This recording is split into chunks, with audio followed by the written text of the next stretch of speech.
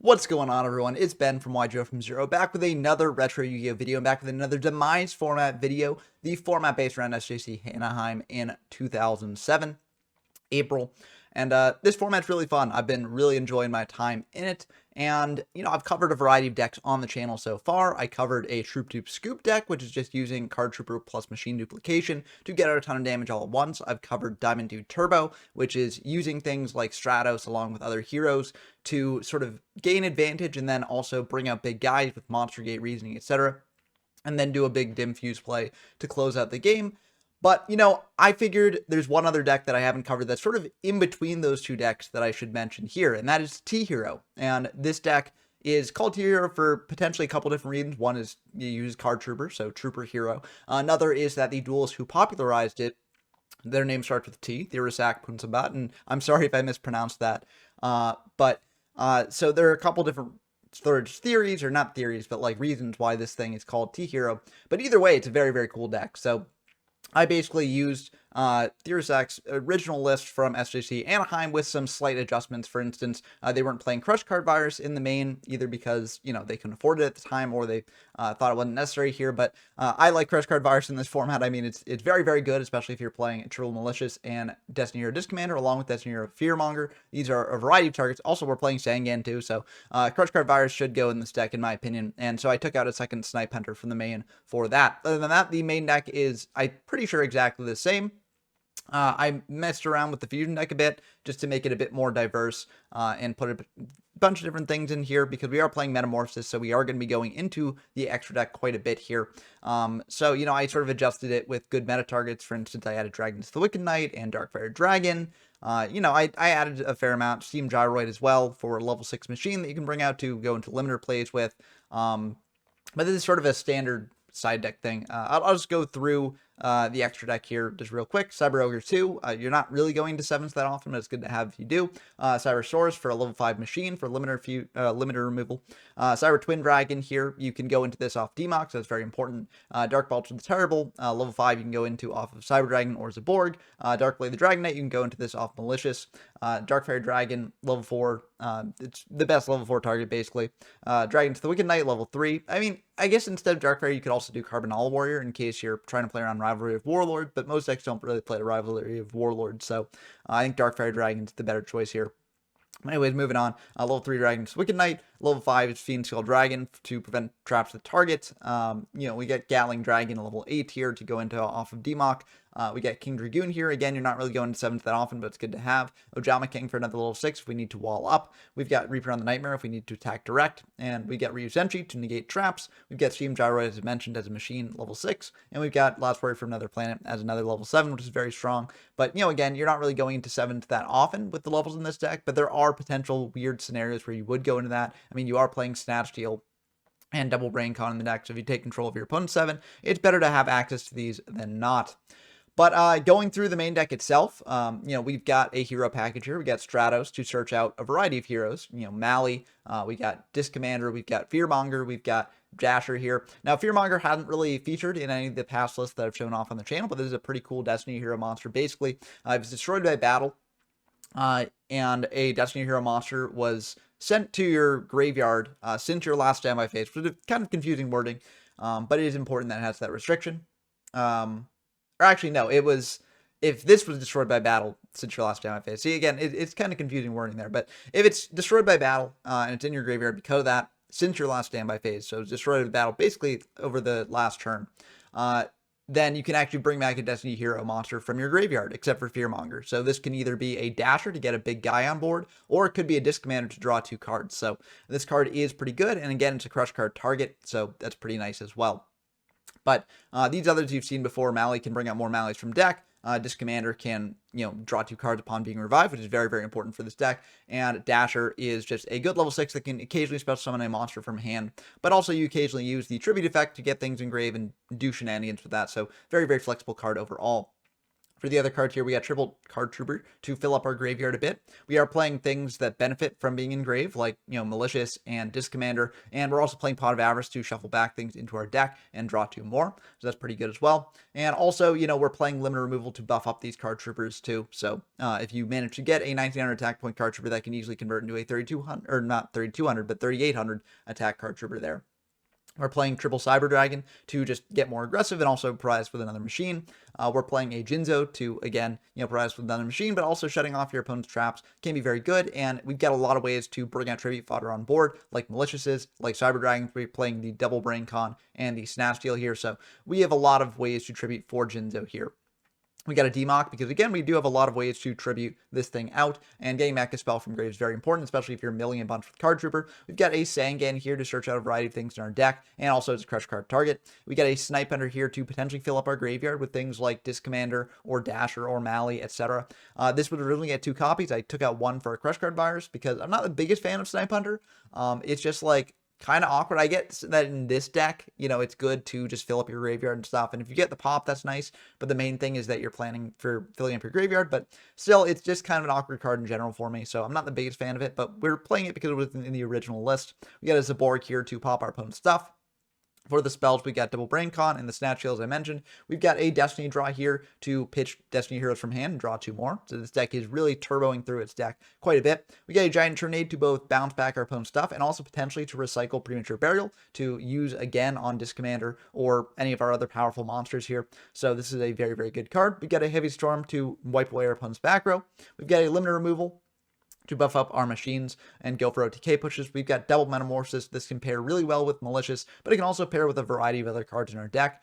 We've got an MST to deal with our opponent's back row. We got a Pot of Avarice to shuffle things back into our deck and draw 2 more. We've got a Premat to bring back our monsters. We've got a Rhoda to search out Stratos, most likely. You can also search out Disc Commander or Fearmonger here. We've got a Scapegoat to wall up a bit. We got a Smashing Ground to deal with our opponent's monsters. We got the Snatch Deal, as I mentioned. We got a Call to bring back our monsters, like the Disc Commander. We got a Crush card to, basically win the game. We got a Mirror Force to blow away our opponent's monsters. We've got a Rain Destruction to pop their stuff or just, do a lethal push on our own. And we got a TT here to blow up the board. For the side deck, I kept the side deck, I think, pretty much the exact same here. So, I can't really explain why you'd go into certain things here in a given situation, but I can explain some of it. For instance, you want the Pulling the Rugs for decks like, Demise that really wants to use Ritual Searchers, and also some other decks like Gadgets as well is really good against. Honestly, if I was to change the side deck, I'd probably add a third Pulling the Rug, as this card is very, very strong against certain decks. We've got Double Decree and Double Mobius for more back row focused decks. We got a Knock to deal with our opponent's sets. We've got Dust Shoot. If we know we're going first, this can be good to bring in just like with Comfy, but it can also just be good against specific decks like Demise OTK. And I'm pretty sure Gadgets is good against as well because they're generally going to have more than 4 cards in hand. So, there's a variety of different matchups that this thing can be good against. We got a T-Roar against OTK decks. We got a Smashing Ground to deal with our opponent's monster. We got a Zaborg to deal with our opponent's monsters. And we got Double Decoichi to draw deeper into our deck. But that's going to do it for the deck breakdown. Let's dive into some games and see how this deck actually performs. Okay, we got our first game here against Poburl, a newly frequent guest on the channel. Always a pleasure to have them on. And we're going to be diving in to the games. So we are going first here. And this is not the worst opener, but it is kind of awkward because we can't really summon out Zaborg there. And okay, we draw into Mally, so that's pretty good. So I go for D-draw here, and I pitch the Mally, and we go for that, draw 2. And then we go for a Rhoda here, search out a Stratos here. And we're going to summon out that Stratos, search out a Disc Commander. So now we're set up for some plays later. I feel fine just passing here. I don't really feel like I need to banish a Mally and bring out another Mally. I want to save that for next turn so that way I can have a guaranteed Demock or Zaborg online. So, if I do banish the Mally here, it provides a little bit more defense. But, I don't know. If they OTK us, they OTK us. There isn't really much we can do about that. And the Mally is sort of just delaying the inevitable if that's the case. But what I don't want to happen is, they bring out a monster attack over Mally, and then we draw into the third Mally, and now our Mallies are just shut off. So I'd rather draw into a Mally with 1 Mally in deck than draw into a Mally and, have that completely shut off. So I go for this. I don't expect that they can OTK, but they summon out Sonic Bird, so this could be an OTK deck. They search out Shinato's Arc, though.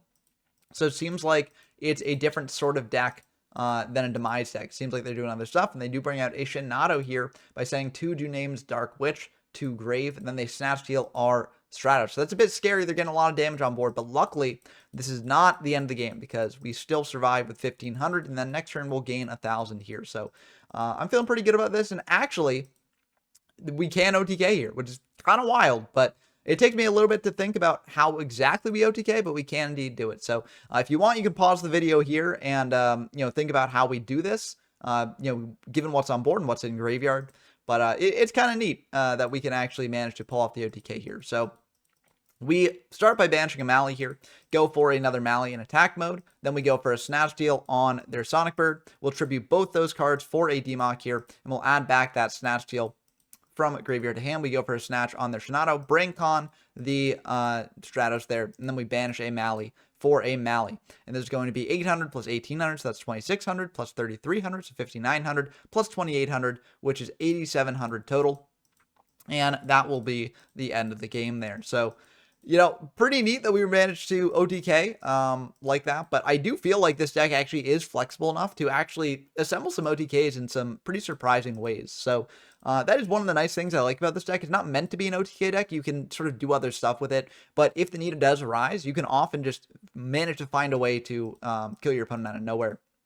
But anyways, our opponent's going to let us go first again. Seems like they're trying to go for more of a blind second deck here, which is kind of interesting because a lot of people don't really do that in these formats, but it is something that's worth exploring, I think. But we D-draw, pitch a Disc Commander, and we draw Call the Haunted, so this is going to be a pretty good turn for us. We set TT and call. If they go heavy here, it's unfortunate that we lose the TT, but we can still change the call, bring back the Disc Commander, and Disc Commander can't miss timing because it's not a when you can, it's just like when this card's brought back from the graveyard, do this. So it would be like more like an if, and then, or I guess maybe just a when not you can. But anyway, it doesn't miss timing is the thing. So our opponent's going to go for a Senju here, search out a Shinato, and then go for an Advanced Ritual Art, sending 2 Dunames for that Shinato there. And now I'll go for the TT. I was saving the TT. I didn't really feel like it was worth TTing the Senju because not the biggest threat in the world. But now that they bring out a Shinato, I think we do want to TT that. So we will blow up the board there.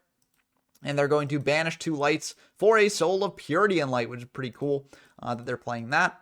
However, for them, this actually is going to be kind of interesting for them because we actually are able to prop off here pretty well because they have that Soul there. We go for the call now. We could have gone for call in end phase as well, but I feel like this is fine. If they've got like TT or something and blow up the board, I'm perfectly fine with that trade.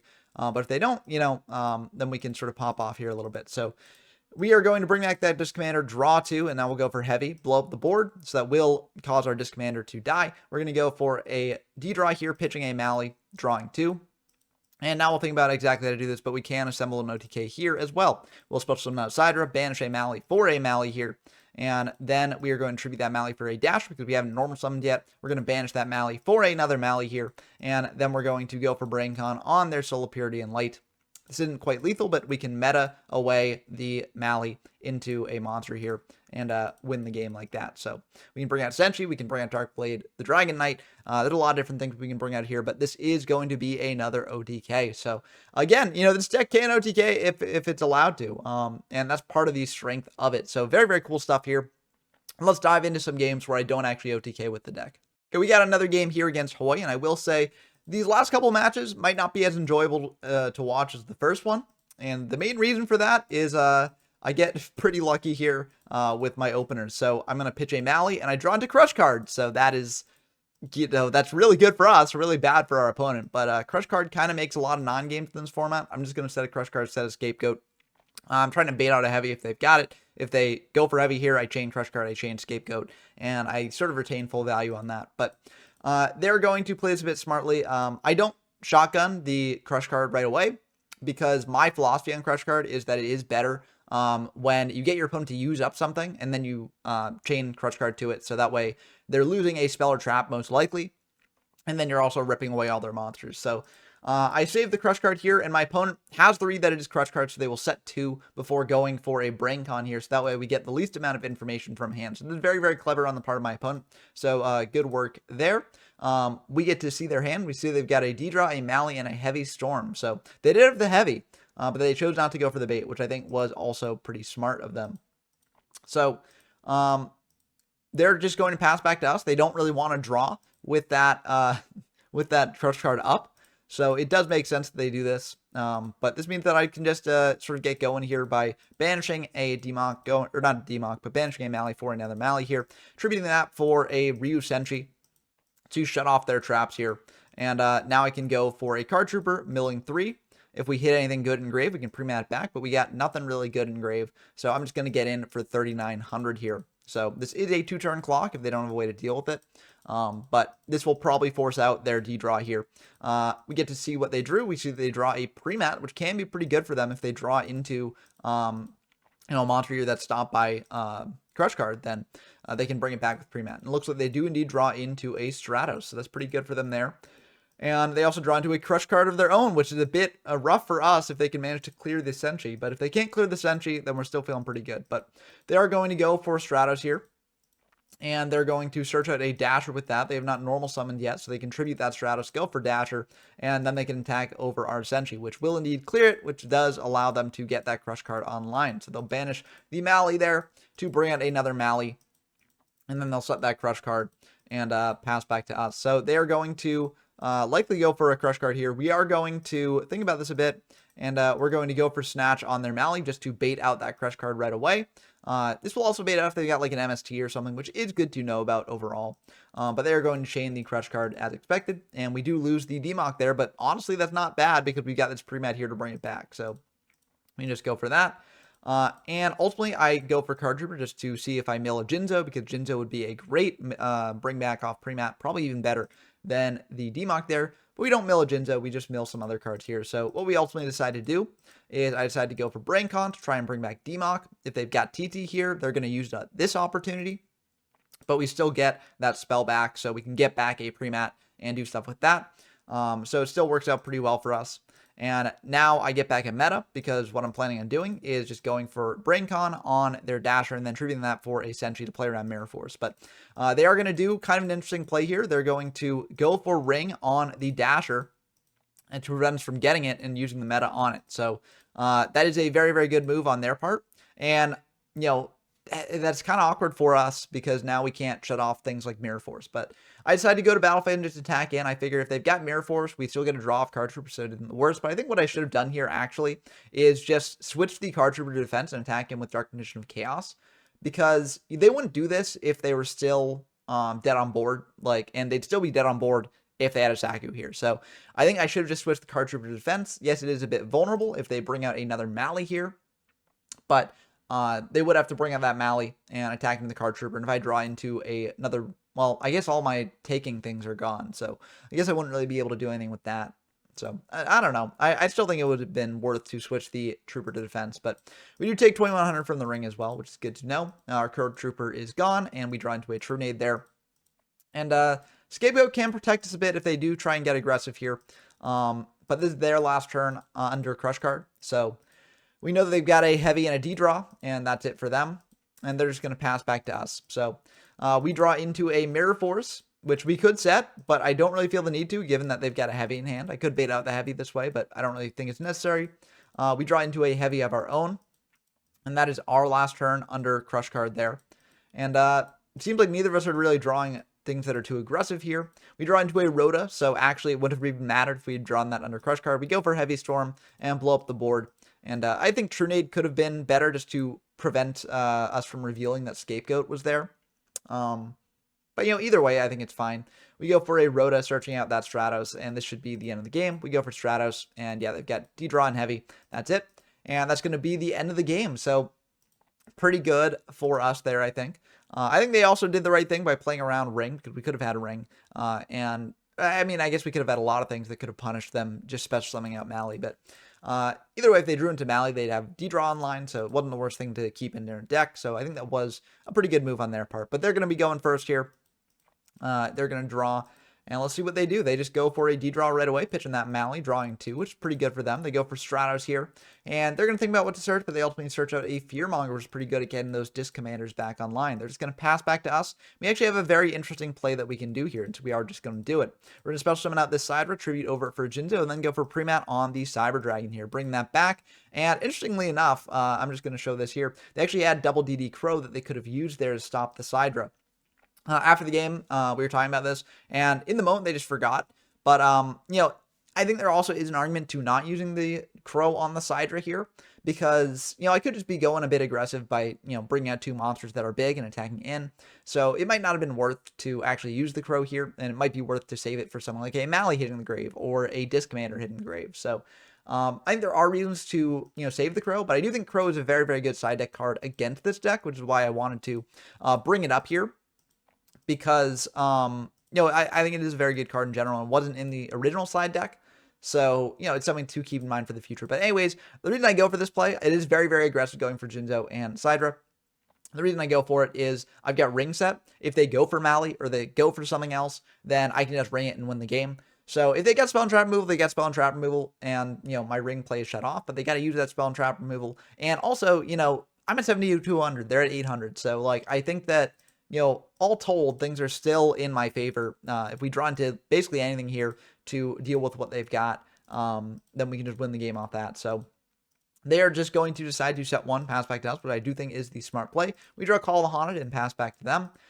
See what they do here. If they go for heavy now, we can just chain call, bring back the Jinzo, and that sticks around. So not the worst thing in the world. But they're just going to pass back to us, and we draw Stratos, so that will do it. But if we didn't draw Stratos, we could have just called the Haunted, treated out a Mally, or just brought back Sidra, and then you'd ring on that. But of course, knowing what we know now, we know that they've got a DD Crow, so that would have shut off the call. But anyways, we're going to ring our Stratos here, and that'll just be the end of the game. So yeah.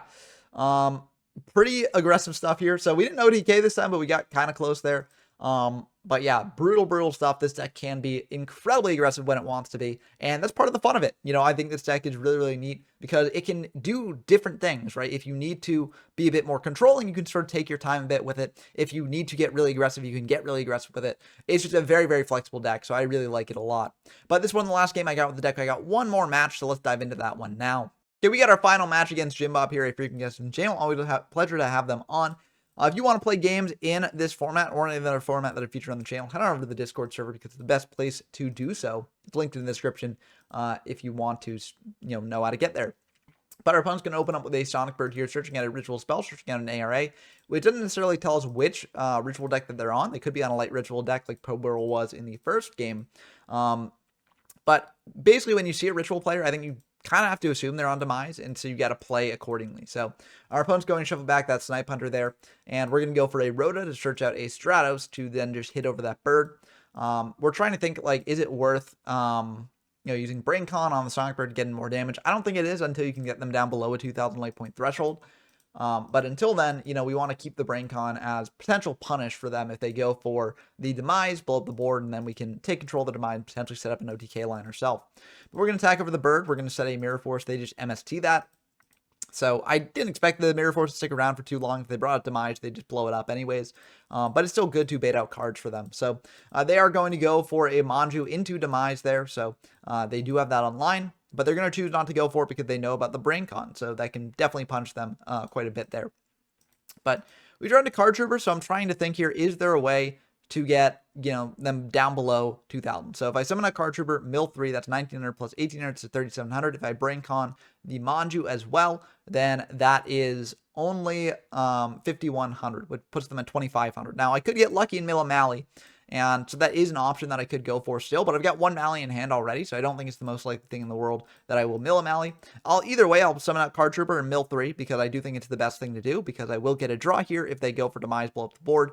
So, it's good to mill, but unfortunately we don't hit that Mally, and so we can't go for a line that gets them down below 2,000. So I'm going to attack over their Manju there and get in for some more damage, pass back to them. They go for the ARA now, sending a Neobug and an Insect Knight and bring out that Demise, and they're going to blow up the board with the Demise.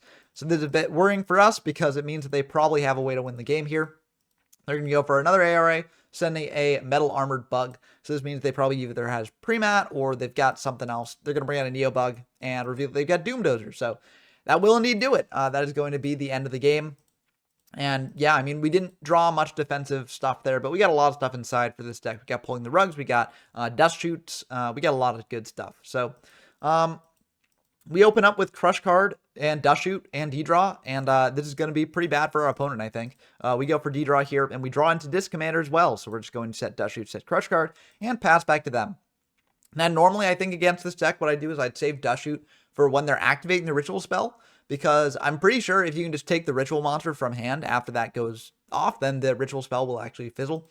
So, you know, I think that's the correct way to play Dust Shoot here. But given I've got Crush Card, I'm just going to shotgun the Dust Shoot because, you know, might as well. See, they've got a Manju, a Senju, and a Doom Dozer. So the move here is just to send back the Manju so that way they can't search out a ritual spell. And then once they search out a ritual monster with the Senju here, I can Crush Card them and get those out of their hand. So we're going to send back the Manju here, leaving them with a Senju, a Premat, a Doom Dozer, an Avarice, and a Raigeki Break. They're going to go for Senju there, searching out the Demise there, and they're going to try attacking into our Disc Commander here. We're going to chain this Crush Card, and that will hit both the Demise and the Doom Dozer. They're going to attack in for 14, then set one, pass back to us. We draw a Comfy here, which we did bring in because we were going first, but, you know, it's kind of awkward in this situation exactly because we know their hand. We're going to go for Sidra, and that's going to be fine by them. So we're just going to tribute that out for Jinzo, shut off their Raigeki Break, and attack over the Senju there. We're going to go for Comfy here, and we're going to take away the Avarice, and now we know that their set is Raigeki Break. The last card in hand is Premat. So we're just going to take Avarice. Like, Premat is good, don't get me wrong, but the reason I want to get rid of Avarice is because if they get 5 cards in grave, and let's face it, if they draw 2 more monsters here, then they can do just that, then, you know, they can draw 2 more and potentially get themselves out of this hole that they're in. I'd rather sort of like prevent them from doing anything like that. And they don't really have the best Premat targets right now. So, you know, I feel like Premat is a bit worse for them here than the Avarice is.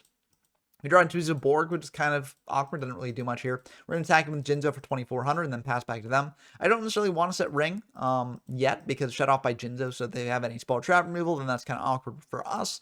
But they're going to draw into meta, and that doesn't really do anything here. We're going to attack in with the Jinzo for 24. And now I'm going to set the Ring because this is our last turn under Crush Card. The last turn was the last turn under Crush Card. So now they're not under it anymore, and they can potentially do some stuff here. So if they manage to clear the Jinzo somehow, I want the Crush Card, or not the Crush Card, the Ring online to blow up their monster. But they go for a Manju here, searching out a Demise. And then they'll just pass back to us. So, you know, I feel like this is pretty good for us. We can actually just win the game here. We can go for the Zaborg there, popping the Manju, and try and attack in. If they go for a Raigeki Break here, which they have to do to survive, we go for Ring, and we blow up the Zaborg and win the game that way. So we were able to win that one pretty handily. Crush Card kind of turns games into non-games. I mean, that's what it does. So, yeah, Crush Card is broken, and we drew it again with the Disc Commander again. So we're feeling pretty good about this. They go for Manju here, searching out that Demise, getting that to hand, and then setting one, passing back to us. We draw a Pot of Avarice, which could be good for later, but we're just going to set this commander, set 3, pass back to them. If they go for heavy here, we've got the Crush Card. You know, if they don't, you know, we've got Pulling the Rug for if they bring out another ritual monster, or not another ritual monster, but another ritual searcher. And we got T-Roar in case they go for like an OTK. So we got a lot of good stuff here. If they go heavy, I feel like we're perfectly fine with that trade. They're going to attack into our set. We go for Crush Card again, because we're just the best duelists in the world. We get to see their hand. See that they've got a hand of monsters above 1,500 attack and an ARA, and that's going to be really rough for them because they lose it all, and they're just left with a Manju and a Dream. Now, the thing is, we don't have really the hand to actually, you know, get aggressive here and beat over that Manju until we draw into Rhoda, and Rhoda's going to be very good for us. We'll Rhoda out a Stratos here, and we're going to summon out that Stratos now. Now, I could potentially not use the effect here to play around Pulling the Rug, because Pulling the Rug does stop Stratos, and it is something they could side against us here, but I don't really think that they bring in Pulling the Rug for like a one-of card, so I'm just going to search out a Dasher here, and then attack over their Manju. That'll go through, deal them 400, and then we'll pass back to them. They draw into an Insect Knight, which will be popped by the Crush Card. They're going to pass back to us. We draw a Zaborg here, which is pretty good as well. We have a couple options here. We could go for Dasher just to get another monster in grave, get 2,100 damage in. But I think it's fine just keeping the Stratos on board and then saving the Dasher for if we draw like D-Draw and we don't want to use Mally for some reason. So either way, I think it's fine. They draw into Heavy Storm. They Heavy Storm here, we're fine. They're going to go for Snatch Steal on our Stratos here, taking control of that, attacking in for 1,800. We'll gain 1,000 here, though, on the following turn, so that's pretty good. And we draw into D-Draw, so we're just the best tools to ever do it. We're going to pitch a Mally here, draw 2. Now we can banish the Mally and get things going. There might be a way to lethal here. I don't think there is with the Stratos there. But, yeah, I think the best we can do is getting in for 4,600 here, which is still pretty good.